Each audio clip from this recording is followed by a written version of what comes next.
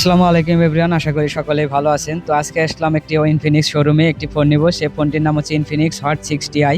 তো আমরা মধ্যবিত্ত ঘর পরিবারের সন্তান, যেহেতু আমাদের বড় কোনো ফোন কেনার সামর্থ্য নাই। আর এই ফোনটি আমার জন্য নয়, এই ফোনটি আমার এক রুমমেটের জন্য। তো আমাকে সাথে নিয়ে গেছে। তো আমরা অনলাইনে কেনার আগেই অনলাইনে ভালোভাবে দেখে নিয়েছি এবং এইটি হচ্ছে ফাইনাল লুক সেটটি। তো আমাকে দিয়েই ওপেন করিয়েছে এবং আমি বললাম ভাই একটা ভিডিও নেওয়া যাক আপলোড করার জন্য।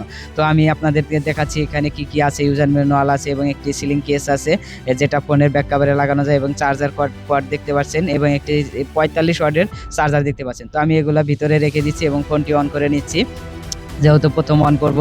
তো ফোনটি আমি সমস্ত কাভারগুলো ঢেকে নিচ্ছি, জিনিসপত্রগুলো রেখে দিচ্ছি, যেহেতু এগুলো পরবর্তীতে ওয়ারেন্টি হিসাবে কাজে লাগবে, কোনো জিনিসপত্র ফাঁকে রাখা যাবে না। তো এই ফাঁকে আমি ফোনটি অন করে নিচ্ছি।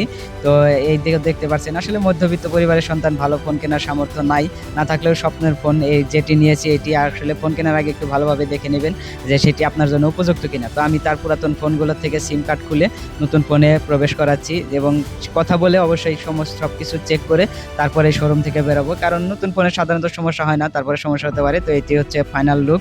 তো এবার টাকা দেওয়ার পালা। তো ফোনটির প্রাইস নিয়েছিল 15,700 টাকা, মার্কেট প্রাইস ছিল হচ্ছে 16,900 টাকার মতো। তো দেখতে পাচ্ছেন শেষমেশ এখানে কিছু টাকা ঘাটতি ছিল, তো তার থেকে টাকাটা নিয়ে তার হাতে তুলে দিলাম। ধন্যবাদ।